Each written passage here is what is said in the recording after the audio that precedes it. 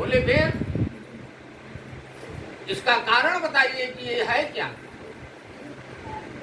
बोले हे भगवती, जितनी बार आपका ये जीवन समाप्त हुआ है उतनी बार मैंने आपके मुंडों की ये माला उसका बुद्ध करके और अपने हृदय से लगा के रखा है।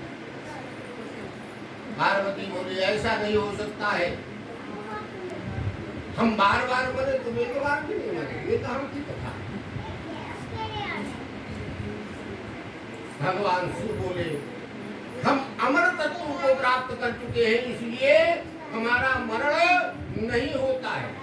तो बोले आज तक आपने ये विषय हमसे छिपा करके क्यों रखा। तो वहीं पे जाकर के जहाँ आज अमरनाथ जाते हैं लोग, वहीं भगवान शिव ने माँ उमा को अमर कथा सुनाई। और वो बोले थे कि जब तक आप कथा को पूरा श्रवण कर लेंगे तो आपकी जन्म और मृत्यु से मुक्ति प्राप्त हो जाएगा।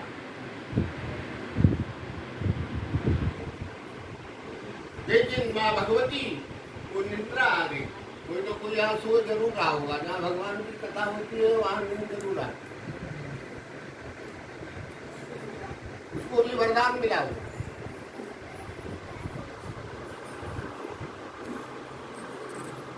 और वहां तोता का एक अंडा डमरू बजाने से, नाद बजाने से सभी जीव को तो भगा दिया, लेकिन अंडा रह गया था। अंडज, स्वजस और ये हमारे पसीने से, यही तीन उपाय है जीव की उत्पत्ति।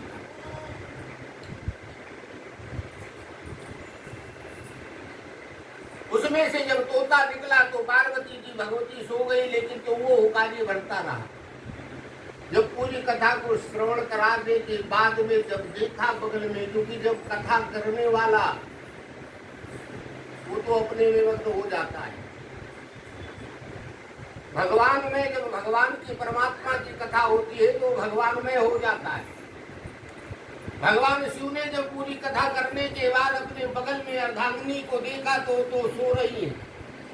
देखा ये है कौन, तो अपने त्रिशूल को छोड़ा और वही तोता जो था वो भागा प्राण बचाने के लिए। लेकिन भगवान की कथा को, अमर कथा को श्रवण कर सका था, उसे मार कोई नहीं सकता था। लेकिन भय बिनु प्रीत न हो ही नहीं सकता। भय के कारण वो मृत्यु के कारण भागने लगा, क्योंकि उसे खुद नहीं पता था कि हम अमर हो चुके। जब तक मनुष्य को अपने बारे में नहीं पता होता है तब तक वो दूसरे की कथा को कहता रहता है।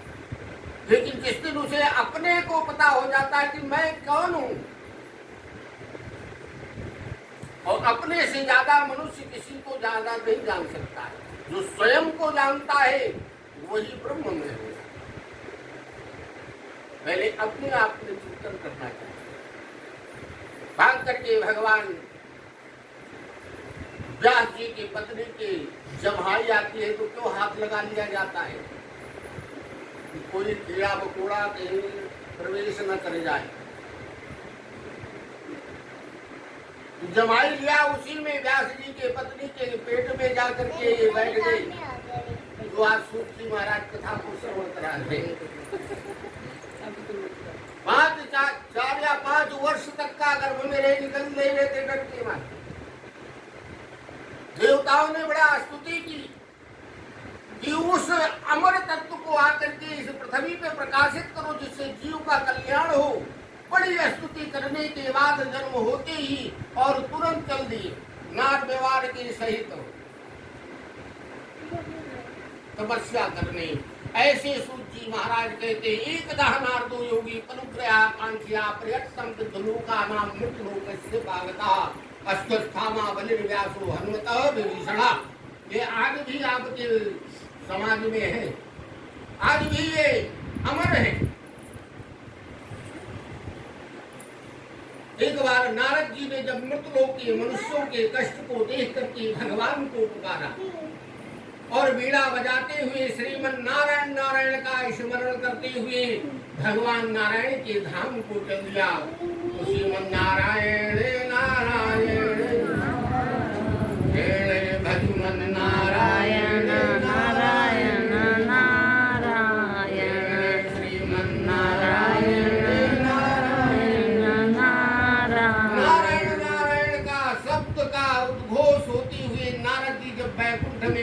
तो देखते तत्नारायणं देवं शुक्लवर्णं चतुर्भुजं शंख चक्र गदा पद्म वनमाला विभूषितम।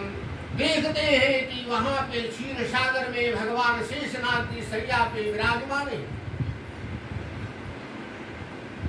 शंख चक्र गदा पद्म धारण किए हुए वनमाला से अलंकृत भगवान नारायण के जब दर्शन किए तो नारद जी धन्य हो गए। लेकिन जो भक्त होता है वो चरण की तरफ ध्यान देता है। जब चरणों की तरफ देखा तो बोला लक्ष्मी जी विराजमान है। बोलो लक्ष्मी नारायण भगवान की जय। नारद जी भगवान की स्तुति करने लगे। नमो वामंसती रूपाय सहस्रताय च मध्यके आदिमंताय हीनताय गुणात् गुणात्मने। हे प्रभु आप समस्त लोगों के प्राणियों के याद करने, भक्तों के कष्टों को दूर करने वाले हैं, आपकी जय हो। और भगवान की जय जयकार करने लगे। भगवान ने पूछा हे नारद तुम यहाँ क्यों आए हो, तुम्हारे मन में क्या है? नारद जी कहते हैं भगवान से स्तुति करते हैं। भक्त क्या करता है? भगवान की स्तुति करता है और स्तुति में ही अपनी बात भगवान तक पहुंचा देता है। नारद जी ने भगवान की स्तुति की और भगवान से 4 प्रश्न कर दिया। विमृतलोके जना सर्वे नाना कले संविता नाना योनिसं पुष्टम नाना पाप कर्म भी। हे प्रभु मृतलोक के मनुष्य नाना प्रकार के कलेशों से युक्त हैं, नाना योनियों में उत्पन्न हैं। उनके कष्ट के लिए कोई निवारण के लिए कोई उपाय बताइए, लेकिन छोटा सा उपाय बताइए जिससे मृतलोक का मनुष्य कर सके। भगवान कहते हे नारद सत्यनारायण भगवान का एक व्रत है। उस उत्तम व्रत को जाकर के मृतलोक में प्रकाशित करो, जिसके करने से सारे कष्ट दूर हो जाएंगे। नारद जी को संतुष्टि नहीं हुई। देखिए जब विद्यालय में बालक पढ़ता है ना, हम लोगों के समय तो बहुत पिटाई होती थी, अब तो समय बदल गया है। क्योंकि माँ बाप ही नहीं चाहते कि हमारे बच्चे को टीचर आंख दिखाए। और मैं बताता हूँ जो अपने चाहे विद्या गुरु हो चाहे धर्म गुरु हो, अगर उसको आंख दिखाने की भी ताकत नहीं है तो उसको आप कभी सुधार नहीं सकते। कोई तो आपको लक्ष्य लेना पड़ेगा कि जिसके कारण वो सत्य मार्ग को अपना सके, सही रास्ते में चल सके। गुरु का मतलब होता है जो अंधकार से प्रकाश में पहुंचा दे, उसको गुरु कहा गया। अंधकार मिटा दे, परमात्मा से मिला दे, विकारों को दूर कर दे, सत्य मार्ग पे चला दे। तो पहले क्या होता था, मास्टरों से बहुत डरती थी बात। हम लोगों के समय में इतना डर था, इतना भय था, पूछिए मत। आज टीचर डरते, इतना सब बताइए। और जब टीचर डरेंगे तो भविष्य अंधकार में जाएगा। इसलिए हमको चाहिए कि बड़ों से हमेशा कुछ न कुछ सीखने को मिलता है।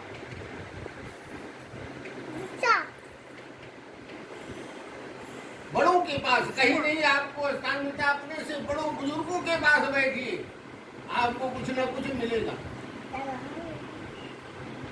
सूत जी महाराज 88,000 ऋषियों से कहते हैं कि नारद जी ने भगवान से कहा किम फलम किम विधानम चा कृतकेनम तत्प्रतम। स्तुति में ही भगवान से कह दिया इसका क्या फल है, क्या विधान है, इसने क्या कम करना चाहिए। भगवान कहते हैं हे नारद ये व्रत दुख का मिटाने वाला है, धन धान्य को बढ़ाने वाला है, सौभाग्य और संतान को देने वाला है, सभी जगह विजय कराने वाला है। क्योंकि ये कलयुग है, कलयुग में जब तक मनुष्य को कोई फल की दिशा निर्देश या उसको दिखाई नहीं देता है, अगर किसी कोई अगर वृक्ष भी लगा रखा है नहीं दे रहा है तो उसको भी उखाड़ के फेंक देता है। इसलिए किम फलम किम विधानम चा कृत केनम तद्वतम, हे प्रभु इसका क्या फल है, क्या विधि विधान है, इसको किसने किया, इसे कब करना चाहिए। भगवान कहते हैं नारद, ये व्रत सुख का मिटाने वाला है, धन धान्य को बढ़ाने वाला है, सौभाग्य और संतान को देने वाला है, सर्वत्र विजय प्राप्त कराने वाला है। इसके लिए कोई दिन का बंधन नहीं, किसी भी दिन किया जा सकता है, लेकिन इसमें भक्ति एवं श्रद्धा की परम आवश्यकता है। संध्या की वेला अर्थात मधुर वेला में ब्राह्मण सत्यनारायण भगवान की पूजा करनी चाहिए। सवा से नैवेद्य भगवान को समर्पण करे, मिठाई भोज्य सामग्री समर्पित करे, भगवान का प्रिय फल कदली फलम, केले का फल भगवान को समर्पण करे। कहीं सफर में फंस जाओ तो सबसे बढ़िया फल कौन सा, बोले केला ले आवे, उसे धोने की भी जरूरत नहीं है। ये भी डर नहीं है कि उसमें कीटाणु है, क्योंकि विष्णु फल है, इसके ना वृक्ष में और ना फल में नहीं पड़ता, सड़ जाएगा।